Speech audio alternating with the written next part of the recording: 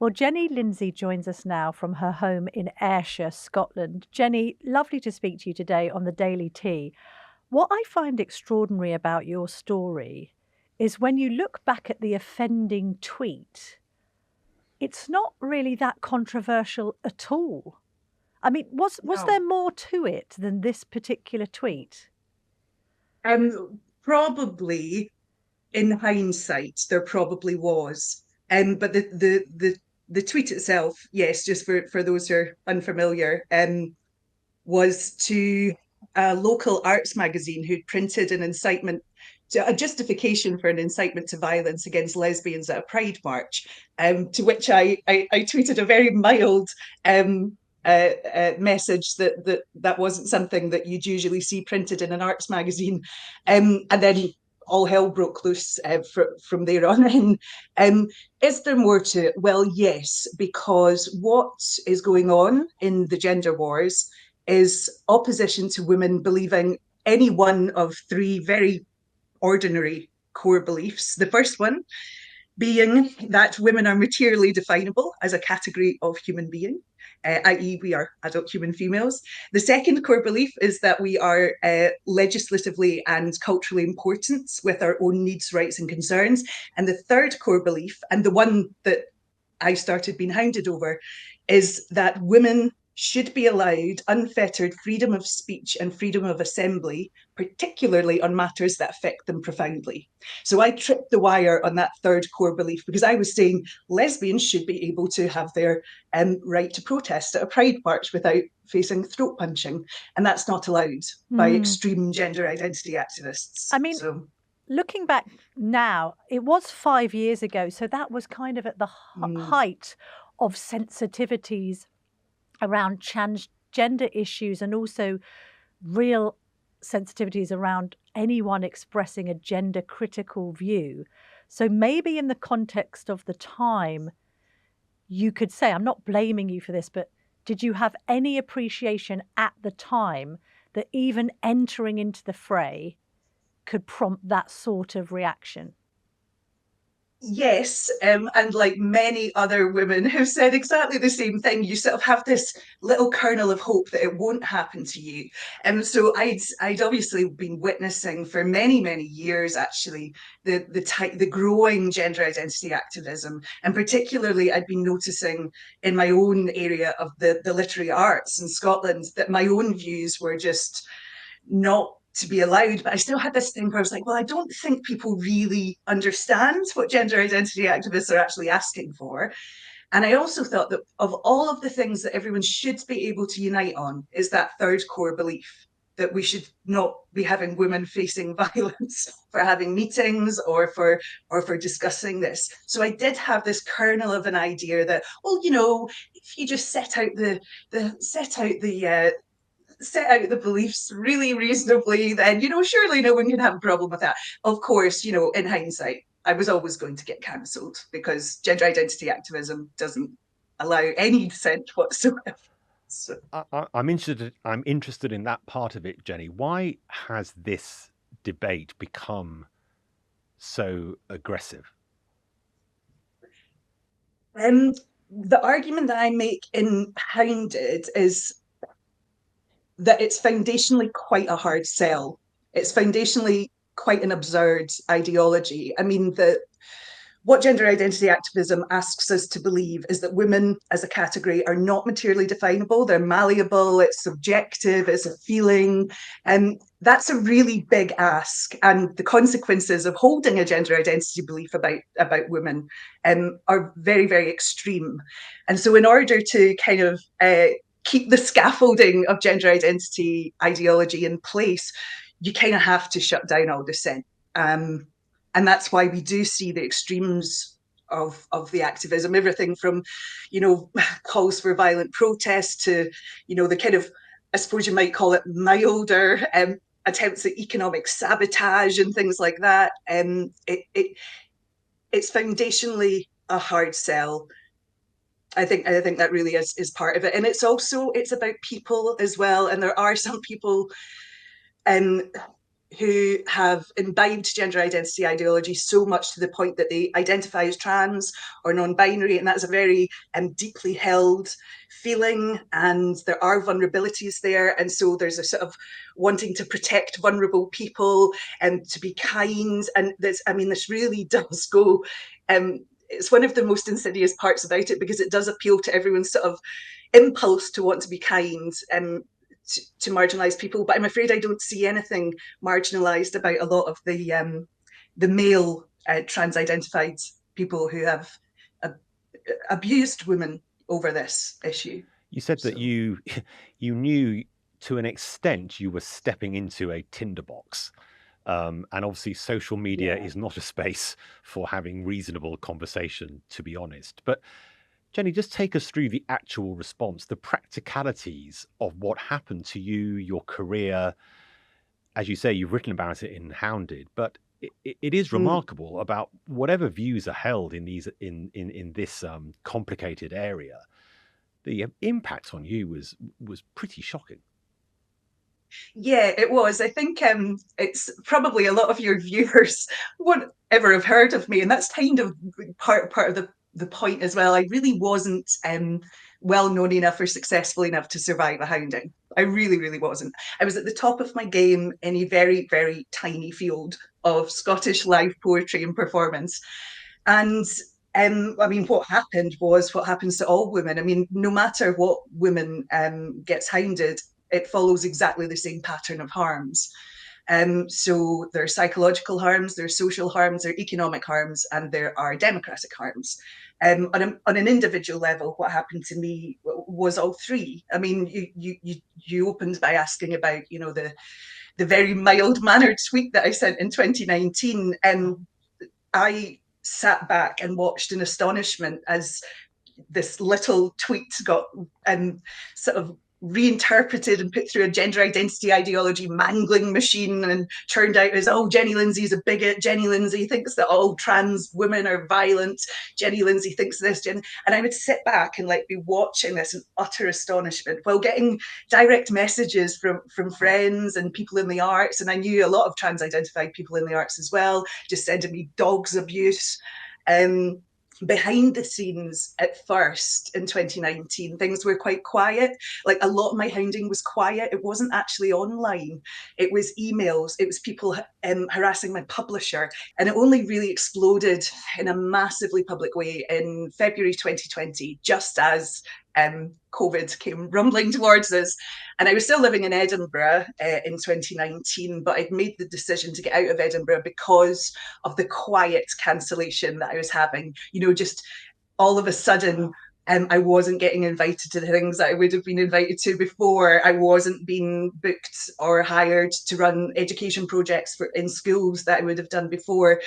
I had a big client in December 2019 email me and actually use words to this effect that were, just so you know, we're not hiring you because of the controversy. I just want to assure you. And I was like, well, of course you are, because you're telling me that. So I'd lost so much work, and I was getting told about these conversations happening and sort of private messaging and all the rest of it, saying basically I was labelled a TERF and I was toxic, and therefore they were making my life impossible. Because I was a live literature programmer, a lot of poets and writers simply refused bookings from me or would get harassed if they accepted them. So it's all that sort of insidious level of a hounding. It is an anatomy of a hounding, because there's no one single person who's to blame for what happens. It's multiple people, and in all honesty, it's the institutions and the publishers and the people at the top who allow this. It's the funders, cancellations and houndings in the arts are particularly vicious for this reason, because it's not just your livelihood you're losing, it's your vocation. You don't become a writer or a performance poet for the money. You do it for a passion, and these people go after all of it.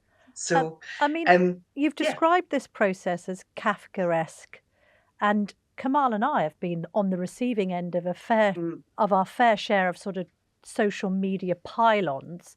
It's awful, but to lose your livelihood, what was the psychological effect on you, not least as you're dealing with this, by the way, during COVID, which must have made it even more difficult to find support. Oh, it was absolutely crazy. I honestly felt totally insane at one. I know I'm laughing. It's not funny. I mean, it was dreadful, but it's so foundationally bizarre because as you say, I mean, the psychological effects of, losing your livelihood and, I had to leave Edinburgh, a city I loved and adored, and move back to Ayrshire because it's cheaper.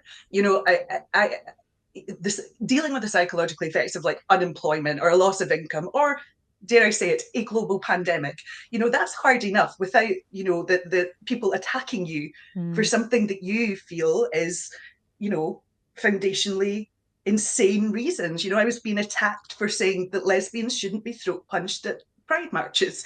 That's a normal thing to say, as is saying that women are a materially definable category of human being. I mean, that's foundationally that's foundational stuff that we kind of need to be able to say. So being attacked for it is psychologically incredibly stressful, and I mean, it's constant. It hasn't gone away, and the thing that's really difficult about being hounded, and this is the case for other women as well, is you have to get used to it. You have to get used to these attacks. You have to get used to people saying these things about you.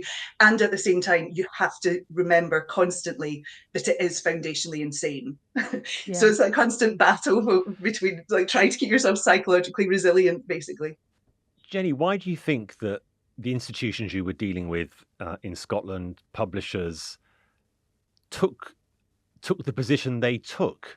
Have we been sort of grabbed by a sort of some kind of odd insanity, or are they thinking to themselves, there's a very vulnerable group of people that need some form of protection, and therefore we need to act for who they see as a group of oppressed people rather than for a majority group? Is that I'm just trying to understand why would such a large, your friends, people who knew you well in the arts is surely about exploration, curiosity, discussion, open dialogue, freedom of expression.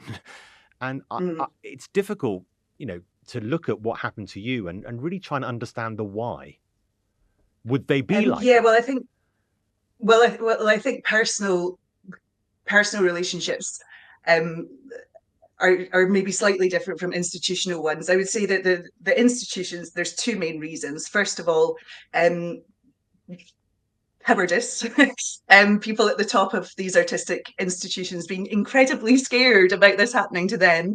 Also, terror of their own staff. I mean, gender identity activists, if they are fundamentalist gender identity activists, as I say, they don't brook any dissent. So if you've got a gender identity activist who will kick off in a massive histrionic way for associating with, say, myself or the poet Maggie Gibson or Gillian Phillip, the author, you're going to be cautious about doing that. In the arts, it's really, really precarious as well. You've got funding decisions. I mean, there's some of the smaller arts organizations I used to do work for, they don't have time to deal with these activists, so a lot of the time they will maybe drop me because they don't want to be dealing with open letters and complaints and that kind of thing. And it's horrible and it's dreadful for me. Obviously, it's absolutely catastrophic for me and any women like me. But I suppose in some ways it's understandable on that level. But cowardice, and also I think with some of them really just hoping it will all go away. This happens a lot with other women who've been hounded in their specific fields. You're made to feel as if it's not a systemic issue, it's a you problem. If you don't want this to be happening, Jenny or Millie Hill or Rosie Kay or J.K. Rowling or whoever you are, just stop making a fuss. Just let the gender identity activists run wild. Let the SNP bring in self-ID, even though it'd be really, really damaging. Just let them get on with it, and then you'll get left alone. I mean, that's the attitude. It's astonishing, but that appears to be the attitude. I'm interested that you mentioned J.K. Rowling there, and just to go back to another point that you raised, I'm not that famous, I'm not that well known, so I'm not insulated, I'm not supported by anyone, because you were basically a bit of a one-woman band. But even the treatment of J.K. Rowling, with all of her personal wealth, her glittering career, all of her achievements. Of course, she was turned against by the very people she made famous in the Harry Potter films. So have you had dialogues with her? Is there a team of hounded women that discuss their cancellations together and try and take strength from each other?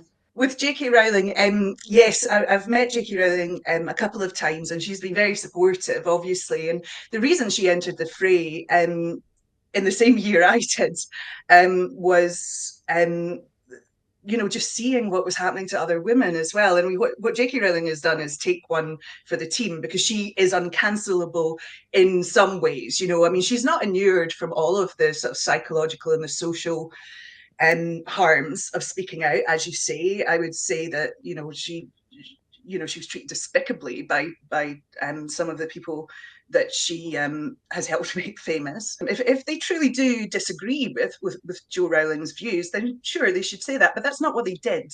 They didn't disagree with her views. They denounced her publicly. And they made out that they were being very, very kind people while doing so. I think it's despicable. It's happened to me. It's a very, very difficult part of being hounded, is seeing people that you've loved, people that are your friends. In my case, people I put on big stages, very publicly distance from you. And that's one of the hardest sort of personal things that everybody goes through. So it's hugely worrying, this, isn't it? Because agreeable disagreement is at the heart of our democracy. It's at the heart of everything we truly believe in, when it comes not just to having debates, but to largely getting along quite well with each other. Okay, we disagree, we have it out, nobody gets cancelled. This era that we've now entered, which could be called, this cancel culture era. I mean, are we calling it that, Kamal? I guess we are. It never used to be thus. You used to have people being able to quite robustly debate from opposite sides of the argument, and nobody would end up losing their job unless they'd said something absolutely sort of catastrophically offensive to people. But what are your fears for the wider ramifications of all this? I mean, that's really one of the main reasons that I wrote my book Hounded: Women Harms and the Gender Wars, because it is slightly impossible to predict what the next chapter of the gender wars is going to be. I mean, there's lots of people who talk about we're going to win this and all the rest of it, but it could be won in different ways. And I think, just to echo what you said, I want us all to get through this with our heads intact, and that includes my own hounders. I think that a lot of them have degraded themselves in how they've conducted themselves throughout this, and I worry that some of them are too far lost, because hounding women as TERFs has become a bit of an identity in and of itself. But what I do also feel very, very strongly is that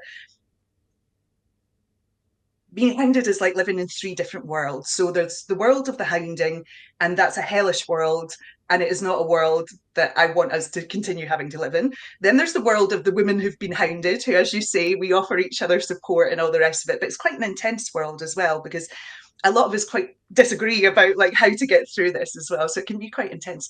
But the third world, for want of a better phrase, is kind of like, well, it's the world that I found myself in 2019. My baffled non-arts friends, my mother, my family, my brother works as a KP and he used to work in a hardware store. He was not confronting these kind of issues, and they're just baffled by it all. And instinctively, they therefore agree with core belief 3, that nobody should be getting hounded, that we must come together and be able to discuss things. That to me is the way forward. If we could all just unite around that principle. And actually, if you're an activist who is so intolerant that you're promoting violence, then I'm afraid we're talking around you. We have to stop platforming these people. We have to. I know that sounds really like sort of like the opposite of the sort of liberal democratic, but these people are desperately intolerant. They want women like me to be psychologically and socially attacked and economically destitute. It's not justifiable. So we have to talk around those people now. Do you feel a little more positive given that? I know, Camilla, you and I have spoken, that at first you seem to be quite isolated. The people who are making the arguments, Jenny, that you make, Camilla, that you've been making for many years in this area. Do you feel more positive now that the debate, the evidence has moved on a lot, and that the aggressive responses that you suffered, Jenny. I know, Camilla, you've suffered as well from what you've written and spoken about. Has the tone changed a bit so you feel a bit more hopeful? I'll answer that first, Jenny. I mean, the irony here is, and you mentioned, mum and dad and your brother, the silent majority would regard Jenny's story as utterly preposterous. They would think it was unbelievable that she has had to go through what she's gone through. And yet we still have, as you've pointed out, Jenny, the institution siding with the intolerance. I mean, what this boils down to in this particular case is just classic misogyny. This is about blokes effectively, metaphorically, but threatening to beat up women because they don't want to hear their point of views. This is the subjugation of women expressing feminist opinions. So I continue to be incredulous that we have cases like Jenny's. The only positive note I would strike is I think that when this happened, the pendulum had swung so far into kind of crazyville.